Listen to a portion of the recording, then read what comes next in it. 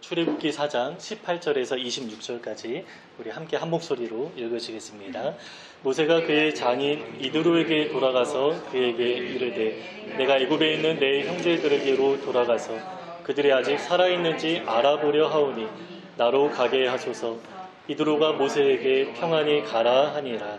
여호와께서 미디안에서 모세에게 이르시되 애굽으로 돌아가라. 내 목숨을 노리던 자가 다 죽었느니라. 모세가 그의 아내와 아들들을 나귀에 태우고 애굽으로 돌아가는데 모세가 하나님의 지팡이를 손에 잡았더라. 여호와께서 모세에게 이르시되 내가 애굽으로 돌아가거든 내가 내 손에 준 이적을 바로 앞에서 다 행하라. 그러나 내가 그의 마음을 완악하게 한즉 그가 백성을 보내주지 아니하리니 너는 바로에게 이르기를 여호와의 말씀에 이스라엘은 내 아들 내 장자라. 내가 내게 이르기를 내 아들을 보내주어 나를 섬기게 하냐 하여도 내가 보내주기를 거절하니 내가 내 아들 내 장자를 죽이리라 하셨다 하라 하시니라. 모세가 길을 가다가 숙소에 있을 때 여호와께서 그를 만나사 그를 죽이려 하신지라. 시보라가 돌칼을 가져다가 그의 아들의 포피를 베어 그의 발에 갖다 대며 이르되 당신은 참으로 내게 피 남편이로다 하니 여호와께서 그를 놓아주시니라. 그때 시보라가 피 남편이라 함은 할례 때문이었더라. 아멘. 우리 2주 전에 나눴던 본문과 이어지는 내용입니다. 우리가 이전 내용을 잠깐 생각해 보시면 하나님이 모세를 설득하는 과정에 굉장히 불편해하시면서 노하시는 장면이 있었습니다. 하나님은 모세에게 내가 하겠다라고 말씀하셨고 모세는 그 하나님을 믿고 따라오기만 하면 됐는데 핑계를 대죠. 나는 입이 뻣뻣하다라고 하면서 나는 안 된다라고 합니다. 전능하신 창조주 하나님을 믿고 바라보는 것이 아니라 초라한 자기의 모습만을 바라보았기 때문입니다. 그런데도 하나님은 끝까지 설득하시고요. 결국에 모세는 순종하게 되었습니다. 오늘 본문이 이어지는 내용인데요. 일단 모세는 집으로 돌아가죠. 장인 이드로에게 허락을 받아서 아내와 자녀들을 데리고 나와야 했기 때문입니다. 그래서 모세가 이드로를 만나서 호렙산에서 경험한 그 모든 말씀과 사건을 장인에게 다 전했을 것입니다. 그리고 이드로는 모세의 이야기를 진지하게 받아들이고 존중하면서 평안히 가라 축복하며 보냅니다. 그래서 이제 모세는 가면 되는데요. 하나님이 또다시 나타나시죠. 이집트로 가라 말씀하십니다. 그러지 않아도 모세는 지금 이집트로 가려고 모든 채비를 다 마친 상황이었습니다. 그런데 하나님이 또다시 나타나신 이유는 아직 하실 말씀이 남아있었기 때문이죠. 가장 먼저 하나님은 모세 안에 있는 두려움을 헤아리십니다. 모세가 40년 전에 미디안 광야로 도망친 이유가 자기를 죽이려는 권력자들 때문이었죠. 물론 40년의 세월이 지났지만 40년의 세월이 지났어도 모세가 건장하게 살아있는 것처럼 그들도 일부 존재할 것이고 아마 자기를 해칠 수 있다. 이렇게 생각했을 것입니다. 그래서 하나님은 모세 안에 있는 깊은 두려움을 헤아리시면서 모세가 들어야 하는 꼭 필요한 정보를 전해주십니다. 너의 목숨을 노리던 자들이 다 죽었다라고 합니다. 그래서 모세는 이 말씀을 듣고 어느 정도 마음의 위로가 되었을 것입니다. 그리고 이제 이집트로 향하는데요. 성경은 이집트로 향하는 모세의 모습 가운데 한 가지 장면을 부각시킵니다. 우리 20절 마지막에 보면 모세가 하나님의 지팡이를 손에 잡았더라라고 말씀합니다. 상당히 여운이 남고 의미심장한 표현입니다. 우리가 영화나 드라마를 보면 어느 장면이 클로즈업 되어서 부각되기도 하는데 만약에 이 장면을 영화로 만든다면 아마 장엄한 음악을 배경으로 깔면서 조금은 느린 화면으로 모세의 손에 그 들린 지팡이를 클로즈업하지 않을까 생각하게 됩니다. 이제 모세가 순종하는 발걸음을 처음 떼는 시점인데요. 이 장면에서 우리 모든 독자가 주목해서 봐야 하는 것이 바로 모세의 손에 들린 하나님의 지팡이다. 모세가 아니라 하나님의 지팡이로 하나님의 능력이 나타날 것이다. 이 메시지가 여기에 담겨 있는 것입니다. 이처럼 모세는 홀로 일하지 않습니다. 계속 나눴던 이야기입니다. 전능하신 하나님이 모세와 함께 하십니다. 그래서 모세는 지금 자신감도 다 떨어진 상태이고 나이도 많이 들은 노인이었지만 이스라엘 백성을 출애굽하는 그 큰 과업을 어떻게 감당할 수 있었습니까?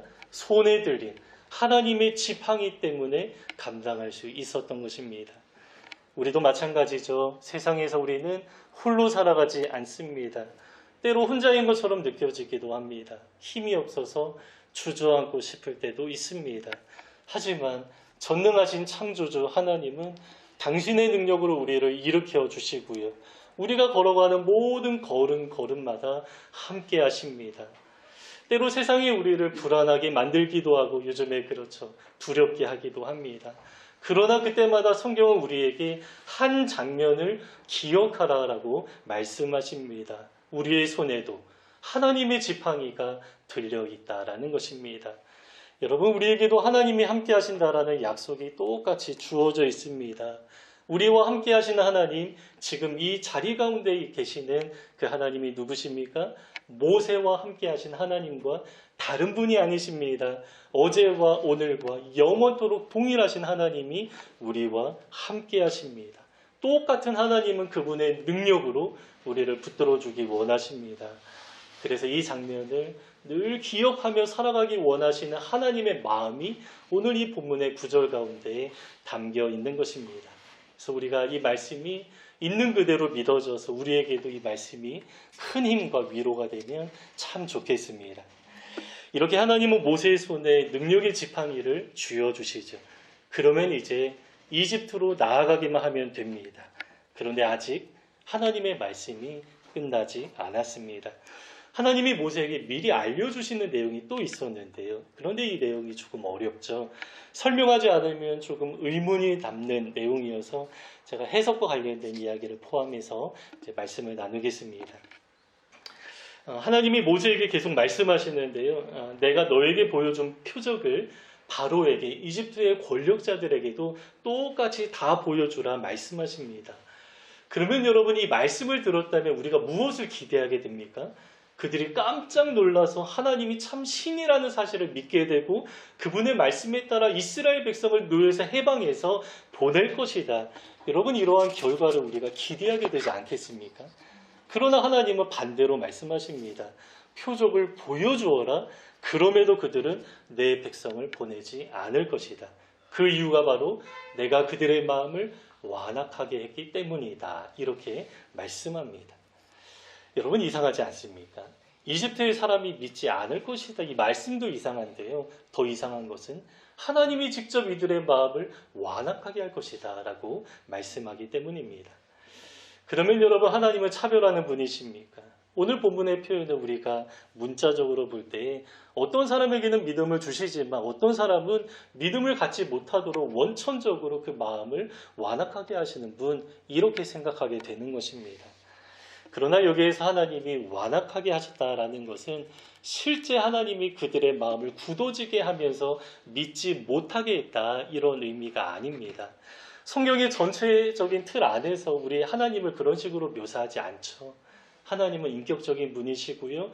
우리의 자유의지를 존중해 주시고요. 언제나 아버지처럼 우리를 늘 기다리시는 사랑의 하나님이십니다. 다만 하나님이 어느 사람을 그냥 내어주시는 시점이 있는데요. 어떤 경우에 그렇습니까? 아무리 말씀을 많이 외치고 신기한 표적을 많이 보여주어도 전혀 돌아올 기미가 없는 그러한 사람들을 향해서는 하나님이 일정 기간 내어두는 것입니다. 우리가 주중에 노아의 홍수 관련된 큐티를 계속하고 있는데요. 노아 시대에도 하나님이 한탄하시면서 기다리시는 기간이 120년이 있었습니다. 이것도 같은 상황으로 설명할 수 있습니다.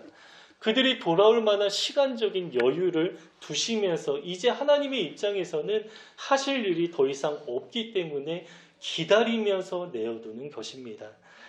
그런데 본문의 표현이 하나님이 완악하게 하셨다라고 하니까 하나님이 직접 이들의 마음을 굳어지게 하면서 원천적으로 믿음을 갖지 못하게 하셨다라고 오해할 수 있는데요. 그렇지 않습니다. 이 문장을 제가 다시 종합적으로 정리해서 설명하면 이렇습니다. 하나님은 이들이 돌아오기 간절히 원하는 마음으로 모든 일을 다 하셨습니다. 말씀도 전하시고 표적도 보여주셨습니다. 그런데 이들이 믿지 않았기 때문에 하나님의 입장에서 이제 더 이상 하실 일이 없는 것입니다. 그래서 하나님은 오래 참으면서 기다릴 수밖에 없는 것이죠. 그런데 이들이 믿지 않은 결과적으로 이들의 마음이 완악하게 되었다라는 것입니다. 그래서 이 긴 문장을 주어와 수어로 요약하면 하나님이 완악하게 하셨다라고 간략하게 표현하게 되는 것입니다. 그런데 여기 한 가지 질문이 더 생깁니다. 사실 하나님은 이집트의 권력자들이 돌아올 가능성이 거의 없다는 사실을 알고 계셨습니다. 그런데 이러한 사람들에게 왜 하나님의 능력, 표적을 보여주어야 하는 것입니까? 가장 큰 이유는 모든 사람들에게 하나님이 공평한 기회를 주기 위한 목적이 있습니다. 그리고 또 한 가지 중요한 이유는 이집트의 권력자들만이 아니라 이스라엘 백성을 포함해서 온 천하에 하나님의 능력을 드러내기 위한 목적도 있습니다. 그래서 이 사건 때문에 이집트의 권력자들은 믿지 않았지만 이 표적을 보고 믿는 사람들이 생겨나게 되었던 것이죠. 우리가 나중에 확인하게 되겠지만 모세는 가장 먼저 똑같은 표적을 이스라엘 장로들에게 보여주었는데요. 이들은 보자마자 하나님이 모세를 보내주셨다라고 믿게 되었습니다. 똑같은 표적을 보고도 믿는 사람, 믿지 않는 사람 이렇게 반응이 다르게 나타나는 것입니다. 그래서 하나님은 이 표적을 통해 전능하신 하나님의 능력을 드러내시는데 이집트의 권력자들에게는 그 효과가 드러나지 않았고요. 이스라엘 백성들에게는 하나님이 어떠한 분이신지 하나님의 그 위대하심이 드러나게 되었습니다. 이스라엘뿐만이 아닙니다. 출애굽한 백성들 가운데 외국인이 다수 포함되어 있었다라고 합니다. 그래서 출애굽할 때 이집트의 백성들 가운데 다수가 동참했을 것이다 라고 추측할 수 있습니다. 또 주변 국가 사람들에게도 전능하신 하나님의 그 위대하심이 드러나게 되겠죠. 그래서 나중에 보면 여리고성의 라합이 믿게 되었는데요. 그녀가 고백하게 되는 것이 하나님의 그 위대하신 일을 내가 듣고, 우리가 이제 믿음은 들으면서 난다라고 하는데 내가 보지는 못했지만 그 소문을 듣고 믿게 되었다라고 고백하게 됩니다. 그래서 이 표적은 이러한 사람들을 향한 목적이 있었던 것입니다. 오늘 본문에서 하나님은 당신을 믿는 이러한 사람들을 가리켜서 정말로 아주 귀하게 여기시는데요. 얼마나 귀하게 여기십니까? 오늘 제목입니다. 내 아들, 내 장자라고 말씀하십니다. 물론 이스라엘 백성들에게 내 아들, 내 장자라고 말씀하셨지만 여기에는 믿는 외국인을 배제하지 않습니다. 혈통상 이스라엘 백성이기 때문에 하나님의 자녀가 되는 것이 아니라 믿음으로 반응하는 사람이라면 누구나 하나님의 자녀가 된다라는 것입니다. 이 원리는 신약이나 구약이냐 똑같습니다. 그래서 신약에서도 유명한 말씀이죠. 영접하는 자, 곧 그 이름을 믿는 자들에게는 하나님의 자녀가 되는 권세를 주셨으니라고 말씀합니다. 그냥 자녀가 되었다 말씀하지 않고요. 자녀가 되는 권세를 주셨다라고 합니다. 권세라는 단어 아무에게나 붙이지 않습니다. 아버지에게 권세가 없으면 자녀에게도 권세가 없습니다. 그러나 아버지에게 권세가 있으면 아들에게도 권세가 생기죠. 그리고 아버지가 가장 높으신 전능하신 창조주 하나님이시라면 자녀들에게도 가장 귀하고 높은 권세가 생기는 것입니다. 그래서 이 말씀을 하면서 하나님이 당신이 얼마나 큰 권세를 갖고 계신지 알려주면서 하나님 당신이 얼마나 큰 존재인지 알려주면서 이스라엘 백성은 내 아들, 내 장자다 이렇게 말씀하는 것이죠. 그러니까 하나님 당신이 스스로 높아지기 위해서 그런 표적을 보여주시는 것이 아니라 우리의 자녀된 이스라엘 백성들의 자존감을 한껏 높여주기 원하는 마음이 그 표적 가운데 하나님의 능력 가운데 나타나는 것입니다. 이스라엘 백성은 당시 노예 생활하고 있었죠. 천대받고요. 무시를 당했습니다. 매일매일 정말 깊은 소름 가운데 살아갔을 것입니다. 그러나 하나님은 노예 생활하던 이들에게 나의 아들이라고 하시면서 능력을 보여주시는데요. 이 하나님의 말씀과 능력을 진지하게 믿고 받아들인 이스라엘 백성들의 마음은 정말 많이 회복되었을 것입니다.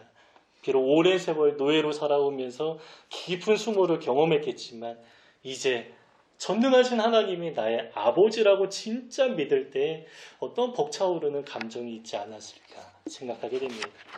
저도 처음에 믿음이 생겼을 때요, 너무 신기했습니다. 너무 놀랍고 기뻤습니다.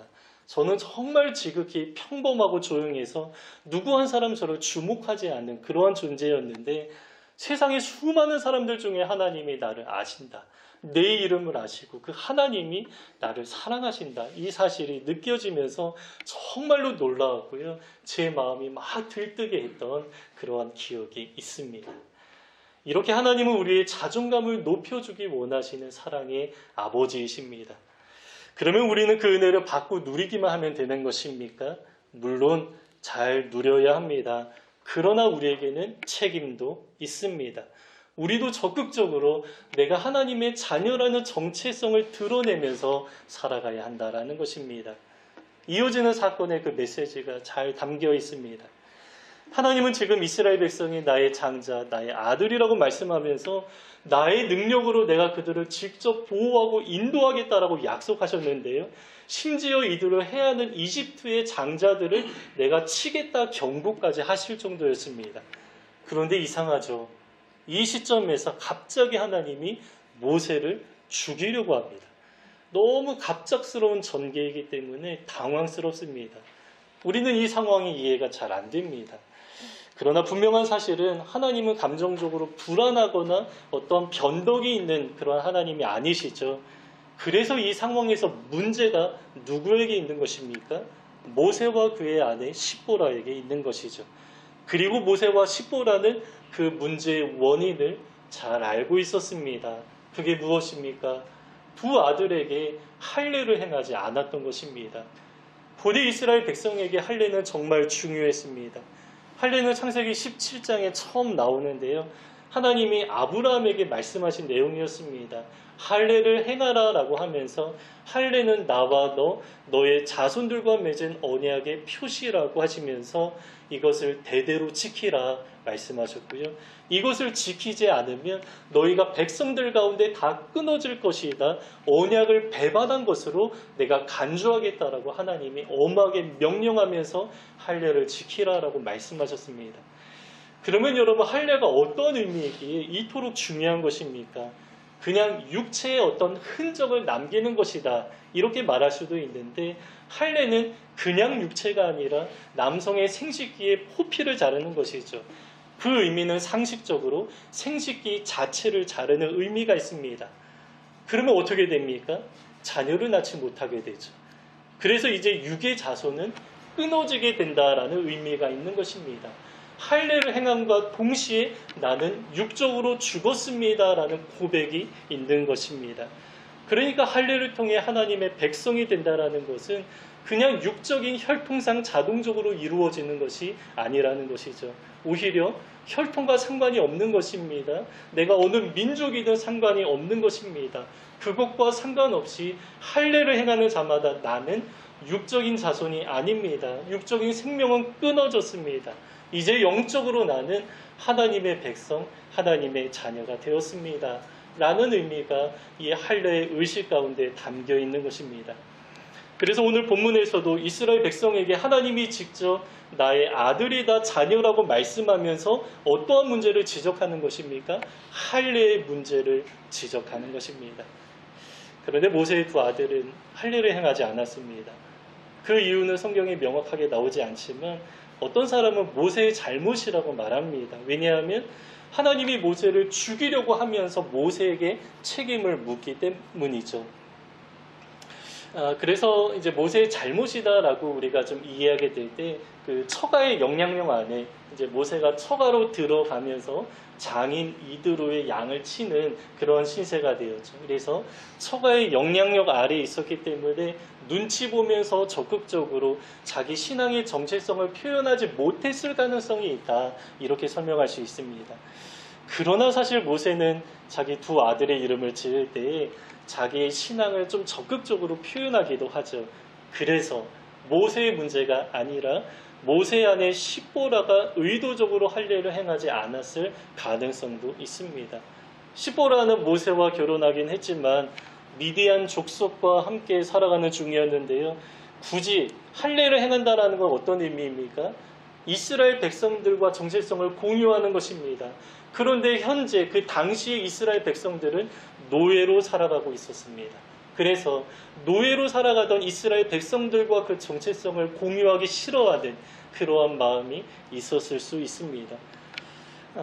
그러니까 그 당시만 해도 할례를 행한다라는 것은 뭐 전능하신 하나님의 자녀가 된다 이러한 의미라기보다 그냥 눈으로 보기에는 이집트의 노예로 살아가는 사람들과 똑같은 정체성을 공유한다 이러한 생각이 십보라 안에 있었을 수 있습니다.